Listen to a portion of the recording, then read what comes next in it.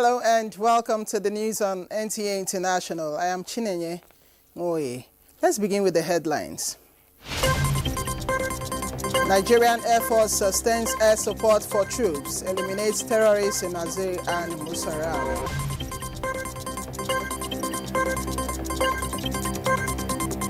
Sultan of Sokoto calls on Muslims to look out for moon of Shaban 1447 after Hijrah.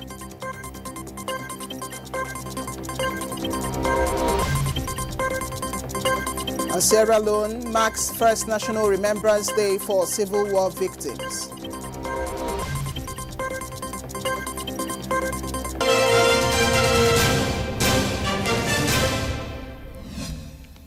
Many thanks for joining us.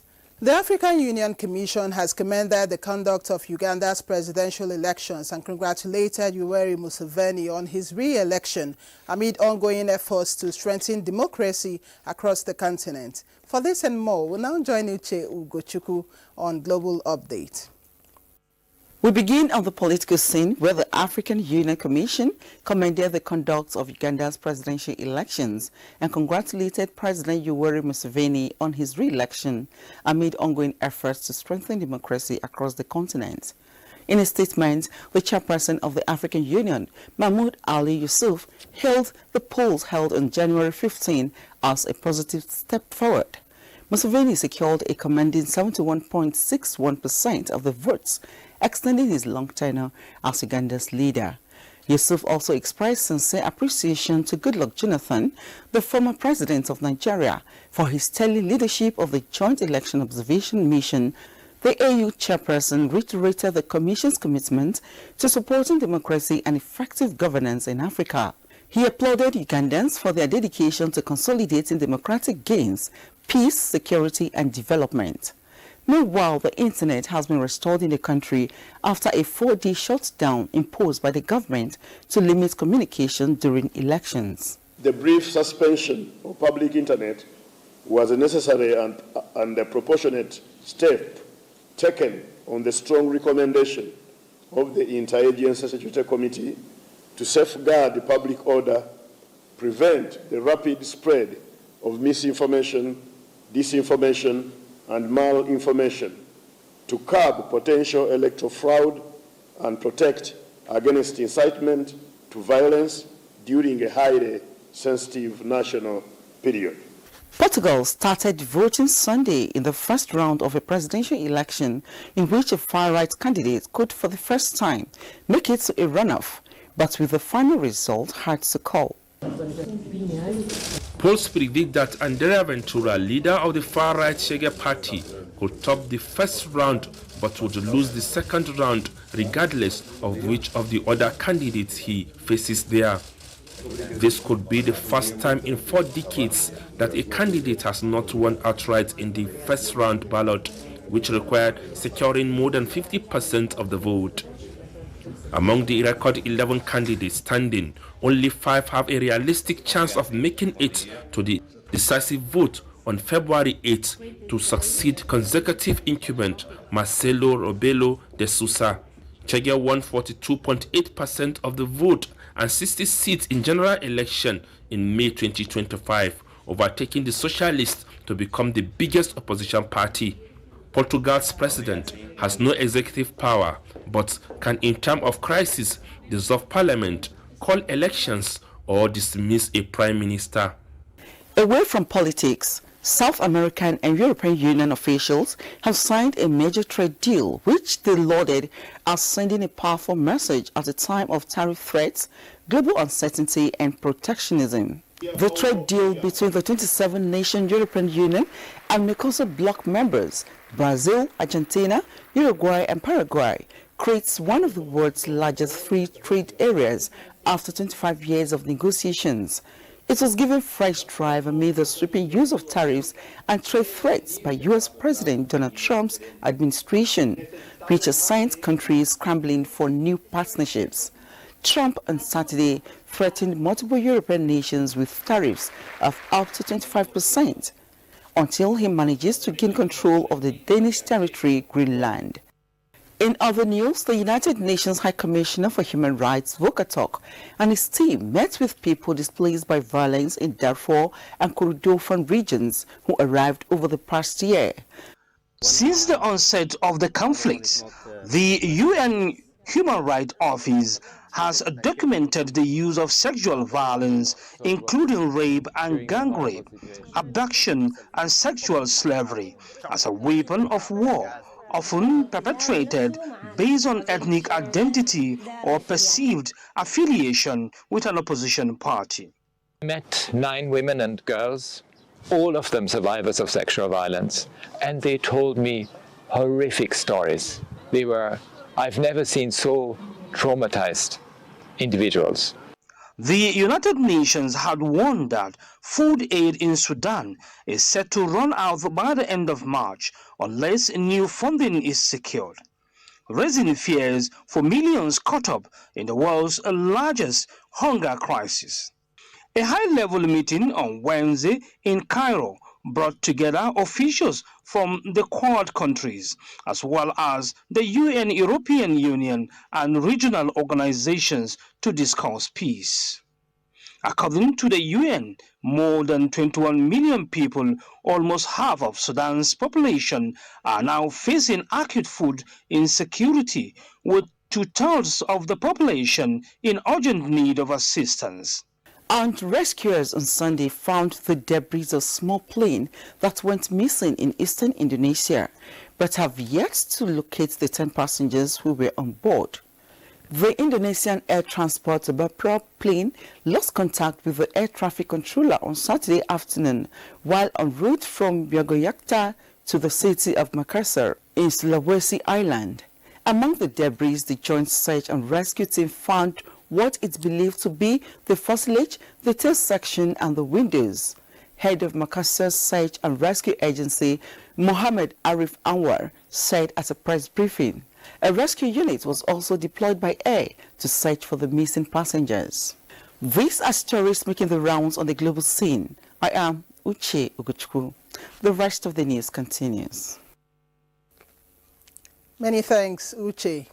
The federal government of Nigeria has expressed its deepest sympathies to South Africa, Mozambique and Zimbabwe following devastating floods that have killed dozens and displaced thousands. In a statement from the Ministry of Foreign Affairs, Nigeria commiserated over the immense loss of life and widespread damage to infrastructure, agriculture and essential services. The Nigerian government noted with concern over the emerging secondary crisis, including risk of food insecurity and disease outbreaks, which women and children are often affected disproportionately by such disasters. Nigeria expressed solidarity with the ongoing rescue and relief efforts by national authorities and international agencies. The statement further underscored the growing threat of climate-related disasters in Africa, calling for stronger regional cooperation, better early warning systems, and increased international support for climate adaptation. Nigeria reaffirmed its commitment to stand with the affected countries and reassured its continued support, pointing out that the thoughts and prayers of the government and people of Nigeria are with the governments and people of South Africa, Mozambique, Zimbabwe, and all other affected countries during this difficult period.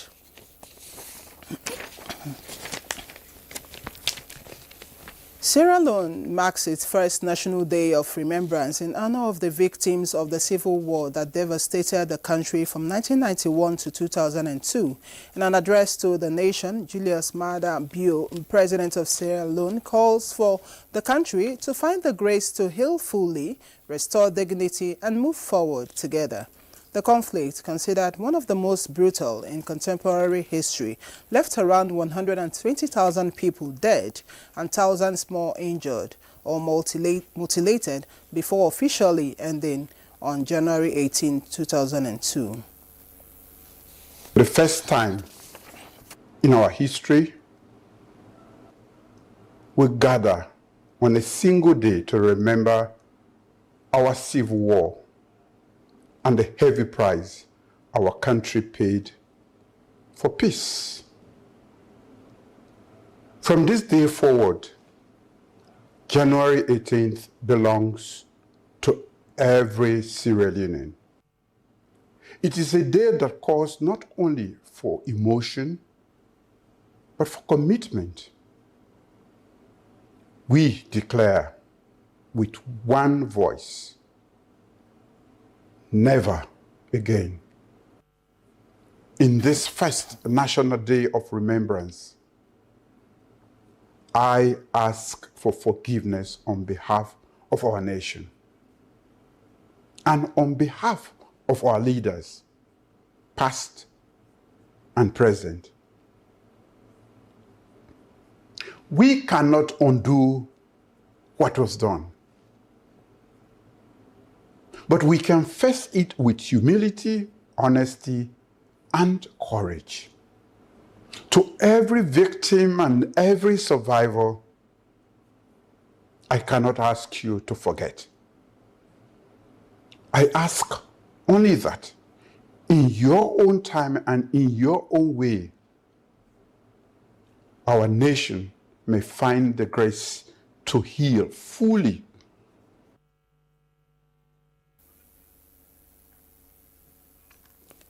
The Nigerian Air Force has provided decisive close air support and conducted precision air interdiction operations in Azere and Musaram areas of Borno State, eliminating several terrorist elements and disrupting planned attacks through coordinated air-ground operations in support of troops in contact. The successful operations conducted on 15 and 16 January 2026 underscore the NAV's sustained commitment to timely, intelligence-led air support and seamless coordination with ground forces to deny terrorists freedom of action while protecting both troops and civilian populations. A statement by the Director of Public Relations and Information, Air Commodore Ehimen Ejodame, indicates that the Chief of the Air Staff, Air Marshal Sunday Aneke, reaffirmed the Nigerian Air Force's unwavering resolve to provide prompt and effective air support to ground forces. Air Marshal Aneke says the latest air operations once again demonstrates the effectiveness of integrated air-to-ground collaboration, reinforcing the armed forces of Nigeria's ongoing efforts to degrade terrorist capabilities and stabilize affected areas across the country. The synergy and efforts needed in the fight against insecurity played out during the joint West Africa social activities organized by Training and Doctrine Command Nigerian Army and 31 Artillery Brigade, MENA. Dauda Mohammed reports that the event was attended by Niger State Governor with retired and serving senior officers also in attendance. This age-old tradition of the West African social activities, WASA, is celebrated at the beginning or end of training activities of military formations. It is a platform for families of military personnel to unwind, exchange culture and traditions of the various ethnic groups in the barracks. Apart from the usual cultural dances, musical performances and display of different cuisines, it also provides an opportunity for the various security agencies to interact in a relaxed atmosphere.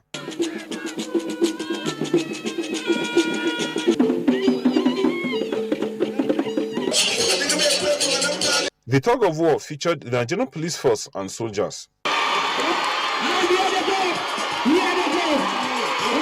This is very, very important. It's something that must be encouraged and promoted. It promotes culture, it promotes cuisine, it promotes tourism, it promotes even sports.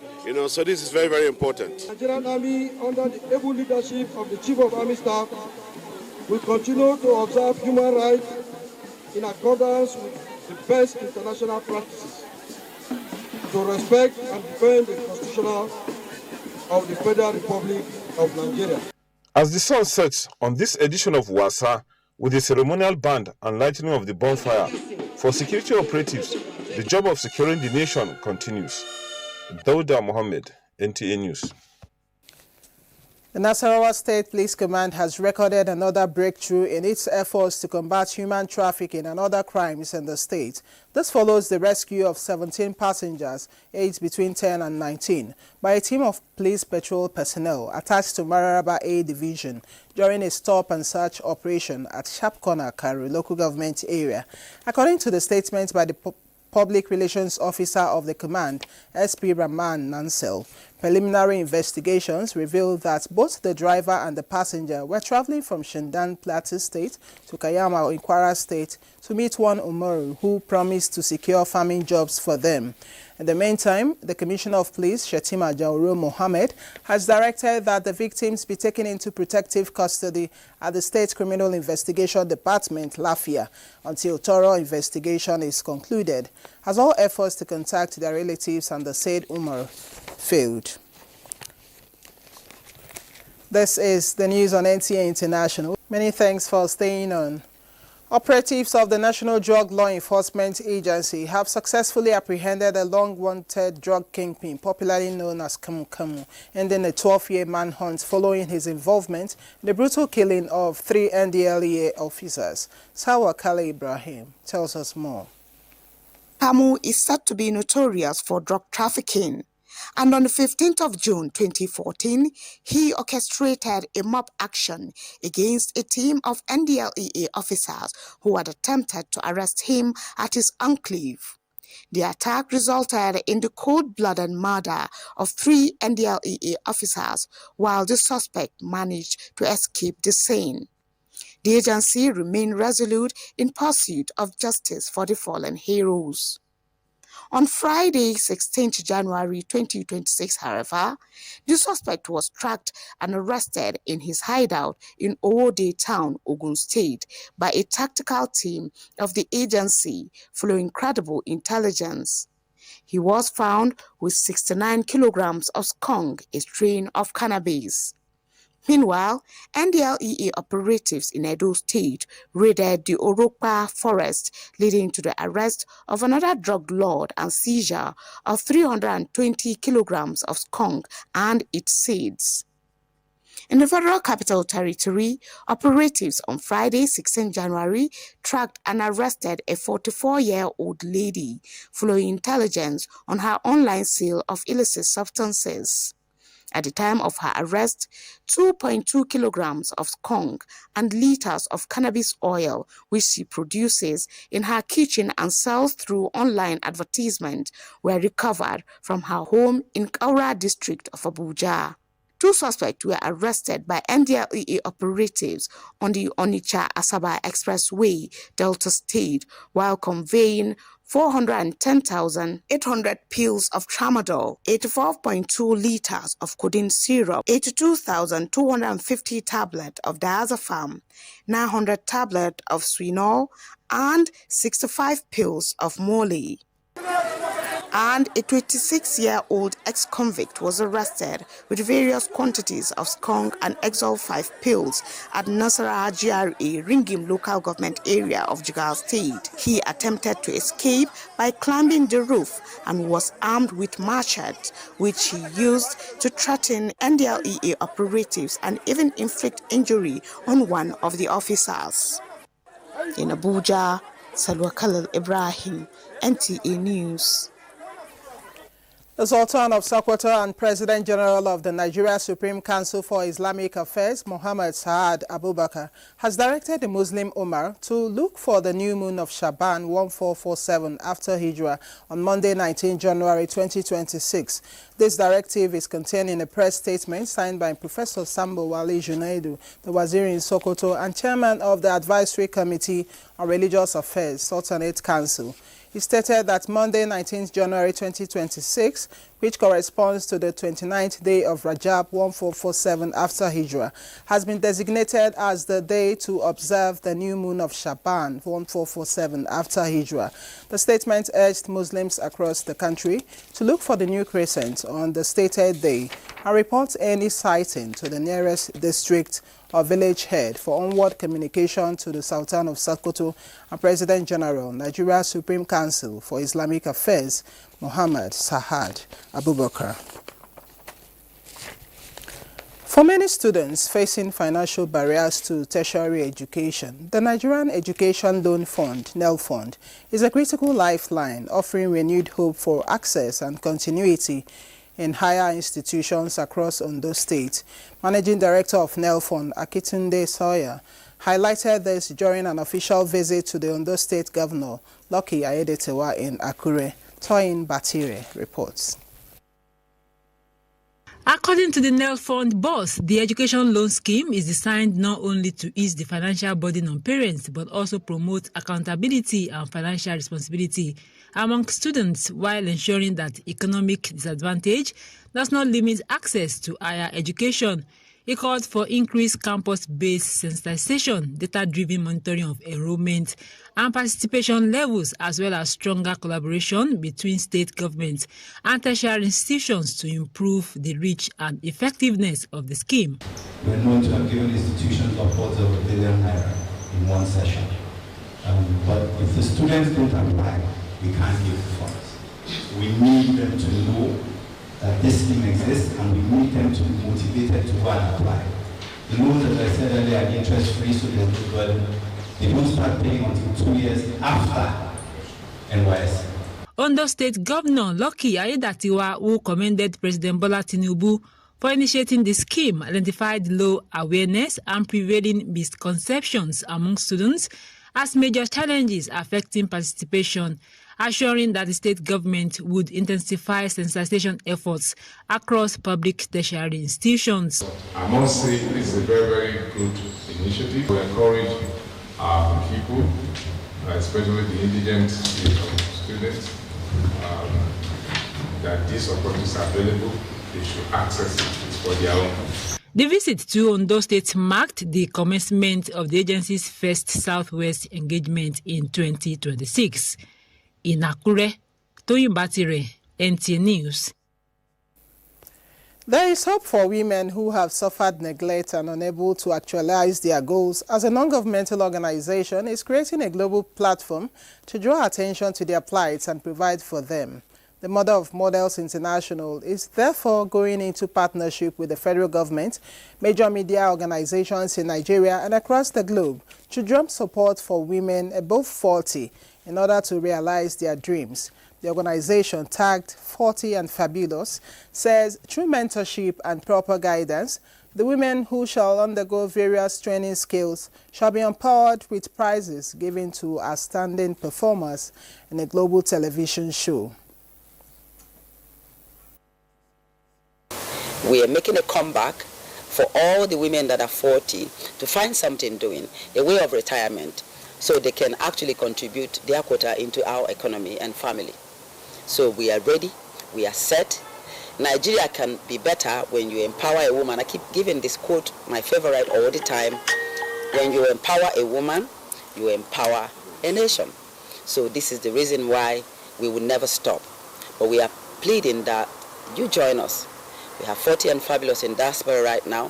Wherever you are, if you love your mom, your grandmom, join us, help us. Let's have the ambassadors of Nigeria in, coming from 40 and Fabulous. It can be your sister, your mother, your wife. Once they clock 40, we are begging them to retire with something very, very valuable, something intriguing, something that can make them not to beg. For too long, women in their 40s have been marginalized and often perceived as having lost their youthfulness and sadly discouraged from pursuing their dreams and ambition and purpose. In a bold bid to encourage, empower and reposition women in their 40s and beyond, whilst also challenging the norms of conventional reality TV, 40 and Fabulous Niger was created to celebrate, explore and unlock the untapped potential of the matured woman. Farmers in Nigeria say the application of biotechnology for food production looks promising and can guarantee improved yield needed to close the food supply gap in the country. At the 2026 Farmers Summit in Abuja, they also pledged their support to federal government agricultural policies and interventions, while promising to adopt a 30% land, seeds and implements and intervention to women and youth-led agricultural enterprises, because that categorizes supply over 70% farm labor in communities. AFAN President Farouk Rabiu Mudi urged the federal government to sustain its current upward budgetary allocation to the agricultural sector so as to meet the Maputo Treaty requirement of 10%, because Nigeria has the potential not only to feed itself but the African continent. And 82 million goats, yet we spend $1.5 billion that is almost 2.2 trillion naira annually, importing milk and dairy products. Afghanistan family, behind the National Livestock Transformation Plan, we want our herders to become modern agribusinessmen in stretches, and our farmers to work their field without fear. Security is the first input of agriculture. Us as members of the armed forces to ensure that we provide all the necessary security for our farmers to go back to their land, till, farm and harvest peacefully. Some prominent Nigerians who have supported the agricultural sector, including the Minister of Defense, General Christopher Musa, were recognized at the summit. And that's the news on NTA International. We'll thank